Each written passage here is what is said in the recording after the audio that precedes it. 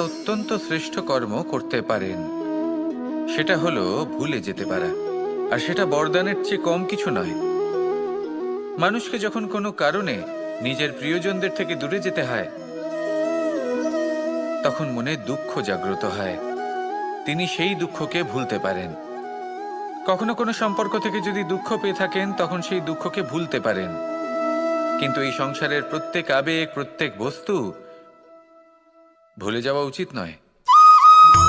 বিশেষ করে আমাদের প্রিয়জন, আমাদের পরিবারের সদস্য, যখন এই সংসার থেকে ওনারা চলে যান, তখন যে সৎকর্ম ওনারা করেছেন, যে প্রেরণা ওনারা আমাদের প্রদান করেছেন, কখনো ভুলে যাওয়া উচিত নয়। যখন আপনি কোনো উঁচু স্থানে পৌঁছে যান, আপনি সাফল্য লাভ করেন, তখন সেই সকল বন্ধুদের ভোলা উচিত নয় যারা আপনার সাথে আরম্ভ থেকে ছিল, যারা সব সময় আপনাকে সাহায্য করেছে। আর সবথেকে গুরুত্বপূর্ণ কথা, আপনার বয়স যতই বৃদ্ধি পাক না কেন, মাতা পিতাকে কখনো ভুলবেন না। আপনি যতই বড় হন না কেন, আপনি তাদের সন্তানই থাকবেন। অভিজ্ঞতার দিক থেকে ওনাদের থেকে ছোটই থাকবেন। তাই সবসময় নিজের মাতা পিতাকে নিজের সাথে রাখুন, কখনো তাদের ভুলবেন না। সেই সকল ব্যক্তিদের ভুলে যাবেন না যারা দুঃখের দিনে আপনার সাথে ছিল, তবেই জীবনে সুখ পাবেন। আসুন আর আমার সাথে ভালোবেসে বলুন, রাধা রাধা। এই আমার অনেকগুলো নাম আছে, আর তাদের মধ্যে একটি হলো যুদ্ধ বিমুখ। এই কথা আপনারা সবাই জানেন। দাদাও আমাকে বলেছেন যে তুমি এরকম কিভাবে যুদ্ধক্ষেত্র থেকে মুখ ঘুরিয়ে পালাতে পারো কানাই। দেখুন, যেটা সময়ের দাবি ছিল আমি সেটাই করেছি। যদি আমি রণভূমি ত্যাগ করে না পালাতাম, তাহলে কে জানে কত সৈনিক নিজেদের প্রাণ হারাতেন, কে জানে কতগুলি পরিবার নিজেদের বাঁচার আশা হারাতেন, কে বলতে পারে হয়তো কত প্রাণী এই সংসার ত্যাগ করতেন। আর তাই কখনো কখনো যুদ্ধ বিমুখ হওয়াই শ্রেয়। কখনো জীবনের ক্ষেত্রেও এটা প্রযোজ্য। যদি দূরে চলে গেলে আপনার সম্ভাবনা বৃদ্ধি পায়, তাহলে দূরে চলে যান। দূরে চলে যান সেই সকল ব্যক্তিদের থেকে যারা কথায় কথায় আপনাকে অপমান করেন, আপনার নিন্দা করেন, আপনাকে বাধা দেওয়ার চেষ্টা করেন, আপনাকে ছোট করেন। কারণ তাদের সাথে থেকে, সেই সকল ব্যক্তিদের সাথে থাকলে যারা আপনার মূল্য বোঝেন না, আপনি নিজের আত্মসম্মান, নিজের আত্মবিশ্বাস, নিজের ব্যক্তিত্বকে নত করে ফেলবেন। দূরে চলে যান সেই সকল সংঘর্ষ থেকে, সেই সকল পরিস্থিতি থেকে যাদের সম্মুখীন হয়ে আপনি কোনো পরিণামেই পৌঁছতে পারবেন না। যদি আপনি এইভাবে যুদ্ধ বিমুখ হয়ে উঠতে পারেন, যদি এই প্রবৃত্তি আপনি নিজের মধ্যে জাগ্রত করতে পারেন, তাহলে আপনার সামনে সেই যুদ্ধ চলে আসবে যাতে বিজয় লাভ করে আপনি নিজের অস্তিত্ব খুঁজে পাবেন। আর সেটাই হলো সবথেকে বড় জয়লাভ। আসুন আমার সাথে ভালোবেসে বলুন, রাধা রাধা। এই সংসারের একটা নিয়ম আছে, বা বলতে পারেন লোকে তাই বলে, যে শক্তিশালী হয় সে শক্তিহীনকে নত করে দেয়। এমনটাই হয়, তাই না? আবশ্যক নয়। কখনো কখনো এমনও হয় একজন অসমর্থ ব্যক্তি সমর্থ ব্যক্তিকে নত করে দেন। এটা সম্ভব, এও হতে পারে। আর এটা তখন হতে পারে যখন তার মধ্যে ভালোবাসার শক্তি থাকে। ভালোবাসার শক্তি এই সংসারে সবথেকে বড় শক্তি হয়। এই ভালোবাসার শক্তি দ্বারাই নির্ধন সুদামা আমাকে দিয়ে নিজের পা ধুইয়ে নিল, কিছু না বলেই, কিছু না চেয়েই। এই কর্মের আধার ছিল শুধুমাত্র ভালোবাসা। খুব শক্তিশালী হয় এই ভালোবাসা। ভালোবাসার শক্তি দ্বারাই আপনি হিমালয় পর্বতকে নত করতে পারেন, তাহলে কি অসম্ভব হতে পারে? এই ভালোবাসার শক্তির সঞ্চার করুন, আর এই ভালোবাসার সাথেই বলুন, রাধা রাধা। মানুষের জীবনে স্বচ্ছতার একটা আলাদা গুরুত্ব আছে। যদি আপনি নিজেকে স্বচ্ছ রাখেন, তাহলে আপনার নিজেরও ভালো লাগবে, সামনের ব্যক্তিরও ভালো লাগবে, একটা অন্যরকম প্রভাব পড়বে। কিন্তু একজন শ্রেষ্ঠ ব্যক্তি কিভাবে হয়ে ওঠা সম্ভব, যার মধ্যে গুণ আছে, শিক্ষা আছে, শুভ চেতনা আছে, যিনি সৎকর্ম করেন? কিভাবে হব সেই ব্যক্তি যার মধ্যে জ্ঞান আছে? শুধুমাত্র স্বচ্ছ থাকলে তো তা হওয়া সম্ভব নয়। প্রথমে আপনাকে বুঝতে হবে যে মানুষের মধ্যে 4টি মূল তত্ত্ব আছে। প্রথম হলো তার শরীর, যার দ্বারা উনি যে কোনো কর্ম করে থাকেন।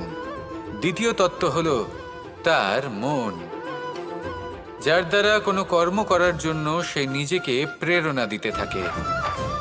তৃতীয় তত্ত্ব হলো বুদ্ধি, যে কর্ম আমরা করতে চাই, যে লক্ষ্যে আমরা পৌঁছতে চাই, সেটা আমরা কিভাবে কোন পথে করব সেটা স্থির করা যায় বুদ্ধি দিয়ে। আর চতুর্থ তত্ত্ব হলো আত্মা। আত্মা হলো এমন এক তত্ত্ব যার কোনো সমাপ্তি নেই। আত্মা হলো অজয়, কিন্তু এরও শুদ্ধিকরণের প্রয়োজন হয়। এই 4টি তত্ত্বের শুদ্ধিকরণ করতে থাকুন, এদের নির্মল রাখুন, শুদ্ধ রাখুন। এবং এটা কিভাবে হবে? শুভ চেতনা দ্বারা, জ্ঞানের দ্বারা, এবং সবথেকে বেশি গুরুত্বপূর্ণ প্রেমের দ্বারা। আসুন আমার সাথে ভালোবেসে বলুন, রাধা রাধা।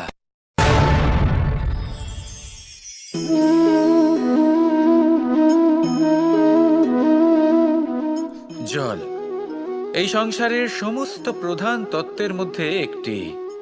এই জল যে কোনো জ্বালা দূর করে, আগুনকে নিভিয়ে দেওয়ার ক্ষমতা রাখে, অবিরল অবিচলভাবে প্রবাহিত হতে পারে, একে কেউ বাধা দিতে পারে না। এর পথে বাধা সৃষ্টি করলে নিজের পথ নিজেই খুঁজে নেবে, বা সে নিজেই নিজের পথ বানিয়ে নেবে, কিন্তু কখনো থামবে না। এই জল হলো মহান, আর এর একটা মহান গুণ আছে, এর নিজস্ব কোনো রং নেই। কিন্তু যখন মেঘ থেকে বৃষ্টি রূপে পৃথিবীতে ঝরে পড়ে, তখন সমস্ত সংসারকে রঙিন করে তোলে। যেখানে খরা হয়েছে সেখানে শ্যামল করে তোলে, যে স্থান শ্যামল সেখানে ভিন্ন ভিন্ন প্রকারের পুষ্প ফুটিয়ে তোলে। এই জল, এই জলের মতন আমাদের হতে হবে। ওর যেমন কোনো রং নেই, আমাদেরও যেন কোনো অহংকার না থাকে। শুধু কর্মের এই ধারাতে বইতে থাকুন, এই সংসারের মঙ্গল করতে থাকুন, শ্রেষ্ঠ কর্ম করতে থাকুন। এই সংসারকে এটা বলার কোনো প্রয়োজন নেই যে আপনি কে।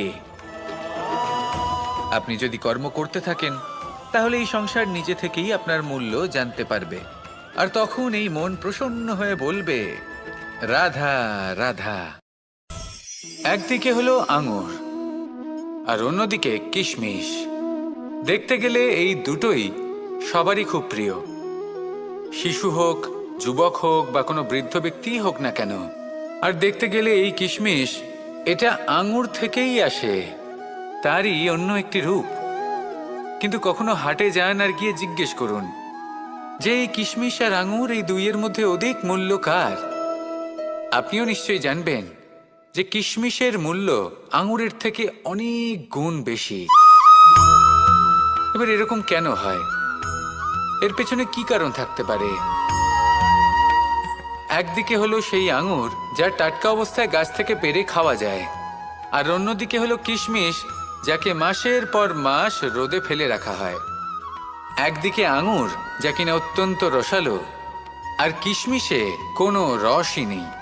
একটি হলো অত্যন্ত কোমল এবং সুন্দর, অন্যটি অমসৃণ এবং তাতে বিন্দুমাত্র সৌন্দর্য নেই, তাও তার মূল্য বেশি। এইসব কেন হয়? এই কারণেই হয় কারণ সেই আঙুর অনেক মাস পর্যন্ত রোদ সহ্য করে থাকে, কষ্ট সহ্য করে থাকে, তবেই সেই আঙুর কিশমিশে পরিণত হয়। এবার জীবনের কড়া রোদ যাকে সহ্য করতে হয়, তার সাথেও এটাই হয়ে থাকে, তারও মূল্য আপনা থেকেই বৃদ্ধি পায়। আপনার জীবনে আপনার গুণ, আপনার প্রতিভা, তা অত্যন্ত গুরুত্বপূর্ণ। কিন্তু যখন আপনি অভিজ্ঞতা লাভ করেন, তখনই সেই অভিজ্ঞতা আপনার গুণ এবং প্রতিভাকে আরও অনেক বেশি শ্রেষ্ঠ করে তোলে। তাই জীবনের কঠোর রোদের মধ্যেও দাঁড়িয়ে থাকাটা শিখে নিন, সাহসের সাথে কঠিন পরিস্থিতির সম্মুখীন হওয়াটা শিখে নিন। ঠিক এইভাবেই অভিজ্ঞতা লাভ করতে হয়, আর এই অভিজ্ঞতা আপনার মূল্য বৃদ্ধি করতেই থাকবে, করতেই থাকবে। আর তখন এই মন প্রসন্ন হয়ে বলবে, রাধা রাধা। আমাদের সকলের জীবনেই দুই ধরনের ব্যক্তি থাকেন, বন্ধু এবং শত্রু। তারা হলেন আমাদের প্রিয় বন্ধু, যারা আমাদের জীবনে সবসময় আমাদের পাশে থাকেন। কখনো কখনো আমরা তাদের জন্য কিছুই করি না, তাও তারা আমাদের আনন্দ প্রদান করেন, ভালোবাসা প্রদান করেন। আর অন্যদিকে থাকে আমাদের শত্রু। দেখতে গেলে যখন আমরা জন্ম নিই তখন কিন্তু আমাদের কোনো বন্ধু থাকে না, আমাদের কোনো শত্রুও থাকে না। কিন্তু যত ধীরে ধীরে আমরা জীবনে এগোতে থাকি, আমাদের বয়স বাড়তে থাকে, তখন আমাদের বন্ধু আর শত্রু এই দুইয়ের সংখ্যা বাড়তে থাকে।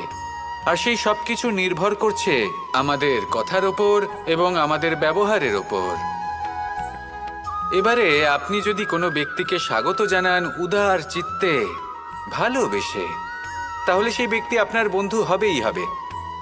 কিন্তু যদি আপনি নিজে হাতে কাউকে সামনে অগ্রসর হতে বাধা দেন, বিনা কারণে তার সাথে খারাপ ব্যবহার করেন, তাহলে তার মনে শত্রুতার বোধ অবশ্যই জেগে উঠবে।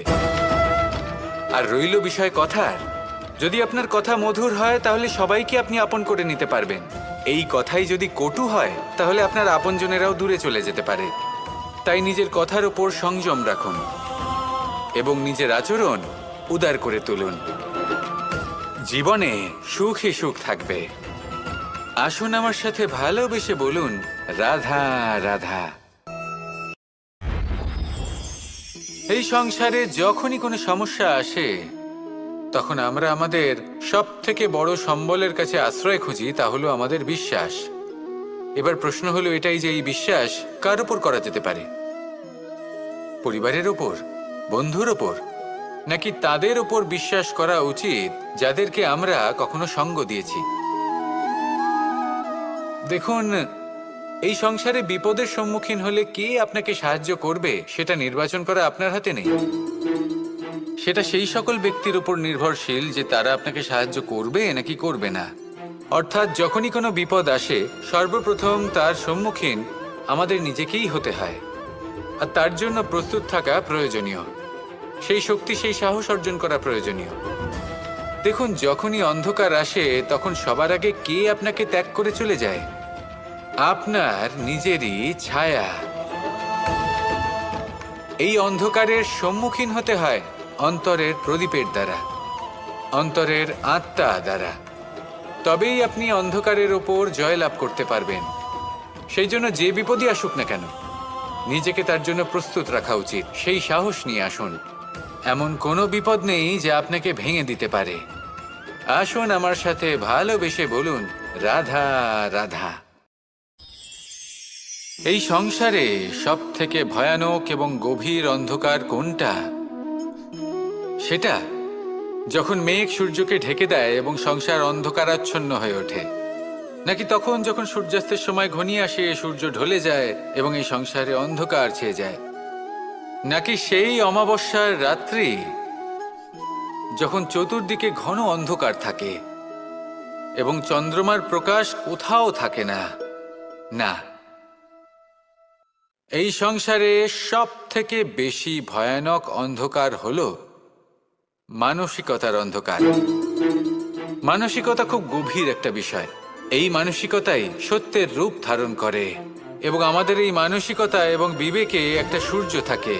যদি আমরা এটা জীবন থেকে বের করে ফেলি তাহলে নিরাশা, হতাশা, অসফলতা এর এমন এক ঘন অন্ধকারে আমরা ফেঁসে যাব যে তার থেকে বাইরে বের হওয়া প্রায় অসম্ভব ব্যাপার হয়ে দাঁড়াবে।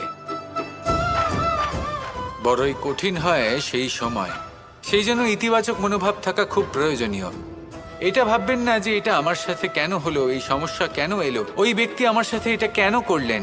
এটা ভাবুন যে আমি জীবনে যে পরিস্থিতিতে দাঁড়িয়ে আছি তার থেকে আমি ঠিক কিভাবে বাইরে বেরোতে পারবো। যতই ঘন অন্ধকার থাকুক না কেন, খুব ছোট একটা প্রদীপের প্রকাশ আমাদের পথপ্রদর্শক হয়ে দাঁড়াতে পারে। আর আমাদের জীবনে এই ছোট্ট একটা প্রকাশ হলো আশা। এই আশার একটি কিরণ আমাদের অত্যন্ত গাঢ় অন্ধকারেও পথ দেখাতে পারে। তাই এই আশাকে সবসময় মনে প্রজ্বলিত করে রাখুন। গাঢ় থেকে গাঢ় অন্ধকারের সাথে, কঠিন থেকে কঠিনতর সমস্যার সাথে লড়াই করুন, সামনে এগিয়ে চলুন, আর আমার সাথে ভালোবেসে বলুন, রাধা রাধা। শত্রুতা। একজন মানুষ অন্য মানুষের সাথে শত্রুতা করে বসেন। দুজন ঘনিষ্ঠ বন্ধু, এমনও এক সময় আসতে পারে যখন এনারা একে অপরের শত্রু হয়ে ওঠেন। এর অনেকগুলো কারণ হতে পারে, কিন্তু মূল কারণ হলো আলোচনা। আগে হ্যাঁ, আপনি যদি কারোর বিষয়ে আলোচনা করেন তাহলে সে আপনার শত্রু হয়ে যেতে পারে। এবার মনে একটা প্রশ্ন আসতে পারে যে এটা কিভাবে সম্ভব হতে পারে? আলোচনা, এটা তো অত্যন্ত জরুরি। যদি আমি নিজের বন্ধুর খারাপ কাজের বিষয়ে আলোচনাই না করি তাহলে সে শুধরবে কি করে? এ কথা সত্যি যে আলোচনা আবশ্যক, কিন্তু তার থেকেও বেশি গুরুত্বপূর্ণ এবং আবশ্যক হলো আপনার এই সিদ্ধান্ত। সিদ্ধান্ত এটাই যে আপনার এই আলোচনা কোন স্থানে করবেন। যদি এটা সবার সামনে করবেন ভাবেন, তাহলে তা অপমানও হয়ে যেতে পারে। যদি এটা আলাদাভাবে করেন তাহলে তা পরামর্শ হয়ে যায়। অপমান কেউ স্বীকার করতে পারেন না, কিন্তু পরামর্শ সকলের ভালো লাগে। তাহলে যদি আপন কারোর জন্য ভালো কিছু চান, কাউকে শুধরে দিতে চান, আর আপনার মনে হয় আলোচনা আবশ্যক, তাহলে সর্বপ্রথম সময়, পরিস্থিতি আর স্থানের কথা মনে রাখবেন, নয়তো এই আলোচনা আপনাকে খুব ভোগাতে পারে। তাহলে আসুন আমার সাথে ভালোবেসে বলুন, রাধা রাধা।